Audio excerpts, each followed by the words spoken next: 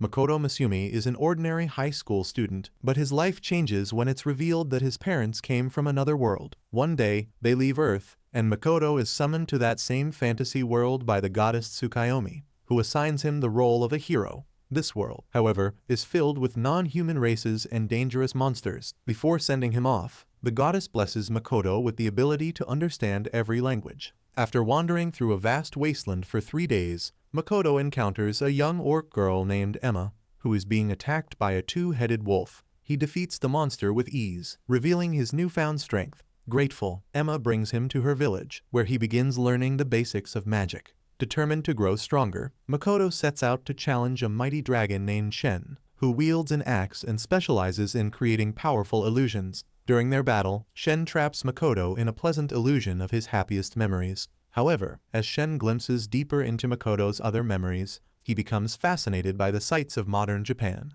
Makoto eventually breaks free from the illusion, only to be surprised when Shen proposes a contract to become his familiar. Makoto agrees, and the dragon transforms into a beautiful samurai woman, eager to witness his future adventures. He later discovers that Shen has a particular fondness for Japan's history and samurai culture. Soon after, Shen transports Makoto to her own alternate dimension, marking the beginning of their extraordinary journey together. After defeating Shen, Makoto discovers that her dimension now resembles the peaceful countryside of Japan. He tells the orcs about his victory, and Shen offers them a place to live in her dimension, which has fertile land perfect for farming. Meanwhile, Makoto becomes curious about his parents, remembering that the goddess Tsukayomi once told him he was originally born in this world before being taken to Japan. One day, Shen arrives with an injured dwarf and reports that a monstrous spider known as the Black Disaster is rampaging through her dimension. The creature is cursed with endless hunger and devours everything in its path. Makoto confronts the spider and manages to kill it, but the spider regenerates, and the intense battle causes him to lose consciousness.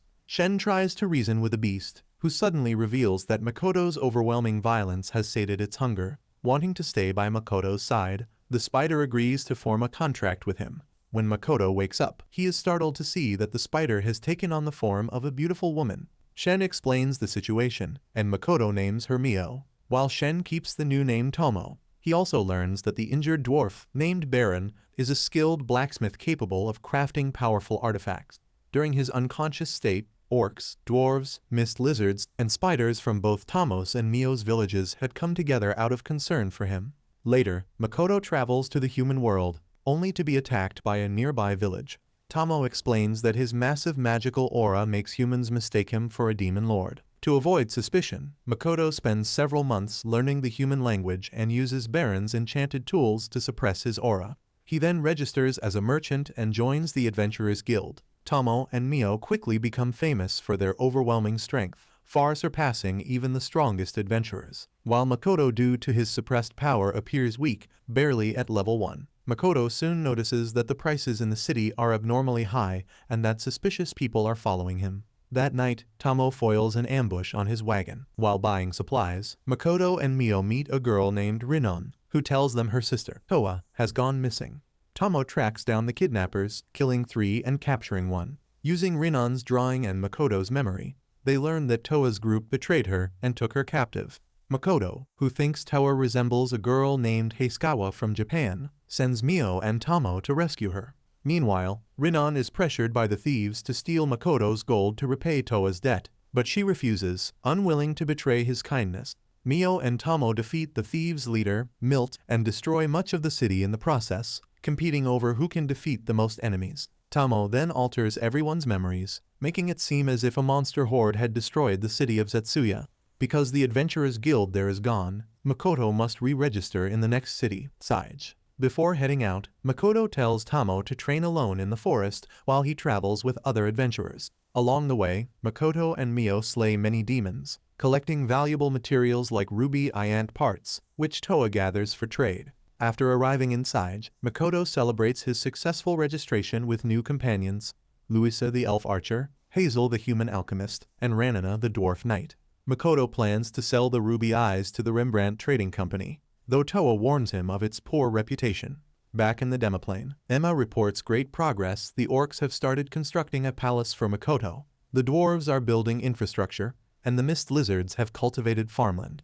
To further control his aura, The dwarves craft a merchant outfit for Makoto, but his immense power destroys it instantly. He also discovers that the crops and magical ingredients grown in the Demiplane are far stronger than those in the outside world. When Makoto visits Rembrandt Trading Company, he struggles to communicate with its manager, Patrick Rembrandt, who is initially unimpressed. However, once Patrick sees the ruby eye, he becomes overjoyed it can be used to make ambrosia, a medicine that can cure his cursed wife and daughters. Grateful, Patrick apologizes and asks for Makoto's help.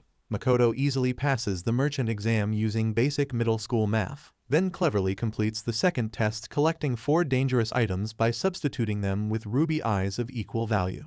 Makoto sets up a hidden portal to connect the Demiplane with the outside world, creating a secret trade network. Soon, he begins promoting the Demiplane's products under the guise of a merchant. Meanwhile, Tomo and Mio grow jealous over who gets closer to Makoto but ultimately agree to cooperate and assist him in brewing ambrosia. Patrick gathers adventurers and a witch doctor responsible for cursing his family. Makoto helps Hazel craft the ambrosia. During the process, Makoto helps subdue Patrick's wife, Lisa, who is turned into a monster, allowing Patrick to administer the cure. The ambrosia successfully heals both Lisa and her daughters. However, just as Makoto prepares to leave, a group of adventurers led by Lime Latte ambushes him. After a fierce battle, Makoto defeats all 200 attackers. Lime then confesses that his goal was only to punish Patrick for stopping him from continuing his cruel experiments, revealing that the world Makoto has entered is far more dangerous and corrupt than he imagined. Many adventurers lost their lives on a dangerous quest that offered them nothing in return.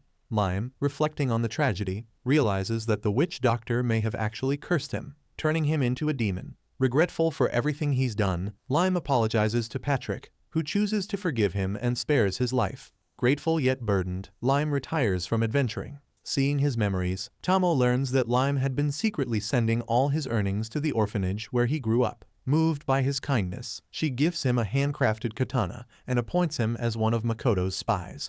Despite his gratitude toward Makoto, Patrick begins to see him as a potential rival and encourages him to start his own trading company. When Makoto returns to the Demiplane, Emma informs him of a new problem. The warriors of his village have lost their spirit after training.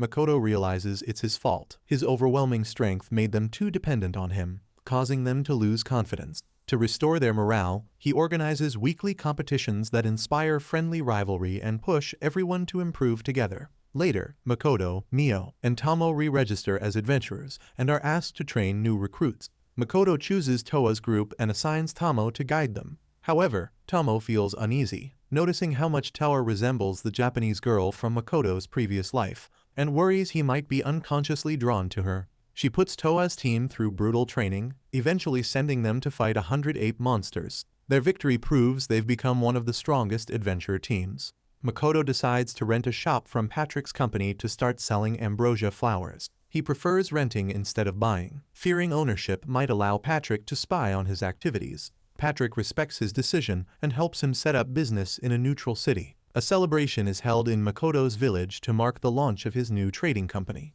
During the party, Akina mentions that ambrosia flowers also grow in the outside world, but she refuses to harvest them since they're protected by the elves. Meanwhile, Mio and Tomo suddenly sense something wrong. Makoto's life force fades for a moment. Tomo realizes he had merged with nature while focusing his mind, entering a death-like state that terrified them both. They believe that if Makoto's power keeps growing unchecked, the goddess who once cast him into the wasteland may begin to see him as a threat and try to eliminate him. Makoto returns to the human world. Mio, frustrated by her growing affection for Makoto, jokes that she's tired of waiting and wants him immediately, scaring him so much that he escapes through a portal. Feeling guilty for her behavior, Mio apologizes, and the dwarves create a powerful mana-suppressing device for Makoto to keep his energy under control. Soon after, Makoto travels with the elves to negotiate peace. However, some adventurers attempt to steal from them, and one of them, a vampire, provokes the elves into a fierce fight. Makoto intervenes, bringing the adventurers to the Demiplane and then introducing them to the elven elders, Aqua and Eris. There, he meets Nelgestori and his son Adono, who are troubled by the weakening of their protective barrier. Makoto also meets Mondo, a seasoned warrior and mentor to Akoa and Eris. Mio suspects that something dark is possessing Mondo, and she's right. A corrupted soul escapes from Mondo's body, kills Adono, and attacks the elves with a group of demons. Makoto captures the creature. Season 2 begins with Makoto, who still believes he's the unluckiest guy alive. After being thrown into this new world by a certain goddess who even took away his ability to speak the common tongue, he decides to keep things low-key. He starts traveling toward Rotsgard to open a trading company, avoiding teleportation so that the goddess can't track him. While Shiki goes to find a room, Makoto grabs a meal, some strange blue meat that turns out to be surprisingly delicious, even if it's made from slimes. At the guild, chaos breaks out when a desperate village girl begs for help. A group of bandits calling themselves Moon over the ruined castle has been attacking travelers, but most adventurers ignore her, some even mocking her. Makoto, watching quietly, finally decides to step in. He defeats the thugs following him, heals the girl's injured demi-human companion, and escorts them safely home. As night falls, sensing more trouble in the mountains, he puts on a mask, casts a silence spell, and hunts down the bandits in the dark. Fire arrows pierce through the night sky, and by dawn, the entire gang is tied up and defeated. Back in town, Shiki finds them a luxurious inn, and Makoto starts wondering about the so-called chosen heroes of this world. For now, he decides to follow his instincts, unknowingly becoming the unseen savior of a village that will forever remember his name. Meanwhile, far away, the goddess selects two new, proper heroes to represent her. The first is Otonashi, a top student from Earth who suddenly finds herself summoned to the kingdom of Limia. The goddess gifts her a silver belt that turns into a wolf spirit and promises power, leadership, and purpose. Otonashi soon gathers a team: the mage Woody, the knight Varda, and a priestess named Chia. Their first mission is simple guard duty, but it turns deadly when a pack of kobolds attacks. Otonashi hesitates when one of them begs for mercy, and that moment of confusion lets chaos spread. After fighting through fear and tears, she manages to protect everyone, regaining her confidence until fate introduces her to the Black Spider of Calamity. The spider, who would later become Mio, effortlessly regenerates from every wound and destroys her entire squad. Varda falls, her wolf spirit disappears, and Otonashi barely survives. She wakes up days later, shaken but determined, swearing that next time she'll win. Elsewhere in Gritonia, another summoned hero named Tomoki arrives to a royal welcome from Princess Lily. His devil eye ability charms people at first sight, including knights, alchemists, and even a dragon tamer named Mora. Princess Lily quickly realizes his potential as a weapon and begins to manipulate him into her plans. Tomoki, overwhelmed by fame and attention, doesn't see through it, not yet. Back in Makoto's story, Makoto faces that same spider and defeats her, taking Mio as his companion. Two heroes chosen by the goddess, and one outcast who's already surpassed them. Time passes. As Makoto heads toward Rotsgard Academy, the goddess's heroes prepare for war. Tomoki returns from a victorious battle, praised by Princess Lily, while Otonashi and her group travel to Fort Stella for a joint night raid alongside Tomoki's forces. Everything seems perfectly planned, until demon strategist Rona triggers a massive trap beneath their feet. The ground collapses, the magic field cancels their blessings, and panic spreads through the troops. Tomoki uses his divine gear to stay afloat, but when the demon general Lo appears and completely nullifies their powers, he retreats. Otonashi refuses to abandon her allies and keeps fighting, even when all hope seems lost. Lo regenerates endlessly, crushing their morale, until Neville sacrifices himself by activating a dangerous rose sigil, unleashing a final explosion that leaves Lo badly wounded, but still standing. Otonashi's team barely escapes with their lives. Far away, a familiar light shines. The goddess teleports someone else onto the battlefield. It's Makoto, suddenly caught in a clash with Sophia. The battle is fierce, leaving him injured but alive thanks to Mio and Tomo. By dawn, Fort Stella is in ruins, and both sides are left questioning their purpose. Makoto quietly continues his road to Rotsgard, while the official heroes begin to realize how fragile divine power really is. As night falls again, Mio and Tomo travel separately, both longing to reunite with Makoto. Mio heads to Koron's port in search of cooking ingredients, while Tomo investigates the crater left by the Dragon Slayer battle. Meanwhile, Makoto and Shiki finally reach Rotsgard, a massive city filled with traders, students, and adventurers. When a group of arrogant academy students harasses a waitress, Makoto steps in calmly and resolves the issue without violence, earning quiet gratitude from the girl, who invites him for hot pot at Gotozu later. But Makoto soon learns that his paperwork wasn't for student admission, it was an application for a teacher's position, thanks to Rembrandt's recommendation. After an unpleasant encounter with a rude staff member who Shiki humbles in seconds, Makoto is thrown into a brutal 3-day survival exam. His goal? Capture 3 moving orbs, red for strength, yellow for magic, and blue for range. However, his overwhelming power destroys them instead of catching them. He spends sleepless nights learning to control his strength, resetting each day until he masters the challenge.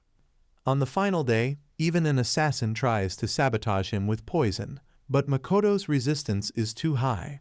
He subdues the attacker and finishes the test flawlessly, returning with all 3 orbs, something no one has ever done. Impressed, the academy hires him as a temporary instructor. He and Shiki celebrate at Gotozu, unaware that the exam had been secretly rigged to be nearly impossible. Days later, Makoto officially starts his job. His trading company is approved, business flourishes, and his late-night shop draws new customers every day. Still, his life isn't peaceful. Women all over Rotsgard keep proposing to him, calling themselves potential wives. Makoto, embarrassed and confused by their customs, tries to stay focused on his work. At the academy, he teaches small classes instead of chasing fame, preferring hands-on lessons over big lectures. His practical approach surprises the staff, and even senior instructor Blight starts sending him more students. In the library, he meets Eva, a sharp-eyed librarian, and the sister of Luria, the same waitress from Gotozu. Meanwhile, in the port town of Koron, Mio continues her cooking lessons, determined to make something delicious for her master. Makoto's first class turns chaotic when arrogant students underestimate him. Shiki decides to step in, and together they demonstrate multi-element magic so powerful that it silences the entire room. After that, only 5 dedicated students remain: Mithra, Diana, Abelia, Izumo, and Jin. Makoto personally trains them, studying their abilities and helping them grow. But elsewhere, a student named Ilum experiments with a mysterious boost potion, and in the shadows, an assassin guild is once again hired, this time to target the new lecturer whose power shouldn't exist. While all this unfolds, Tomo and Lime investigate the mysterious Star Lake formed after a great battle. During their search, Hero Tomoki and Princess Lily appear, demanding Tomo's katana. Tomoki tries to use his charm power, but it fails completely. Tomo effortlessly breaks his spells and warns him never to try that again. At the same time, Mio's path crosses with Hiro Hibiki in the port town. After helping her team survive a dangerous monster attack, Mio invites them to the Kuzunoha Trading Company, asking only one thing in return: cooking lessons. Barun, the craftsman, even offers to forge new weapons for Hibiki's party, assigning Toa's team as their escort. Shiki urges Makoto to return to the demoplane. Makoto returns to the demoplane and immediately feels the heat. Shiki explains that the weather patterns have gone out of balance because of some recent changes. While thinking about it, Makoto discovers that everyone has built him a huge new house. The people gather to welcome him back, and he thanks them warmly. Later, during dinner, Emma tells him how much everyone missed him and asks him to visit more often. Mio brings him a dish, and Makoto recognizes it. It tastes just like the food from Tsaij. When he praises it, Mio bursts into happy tears. Tomo explains that Mio has been training her cooking for months just to please him, which makes Makoto genuinely impressed. Mio promises to make even tastier food next time and leaves for a cooking adventure to learn more recipes.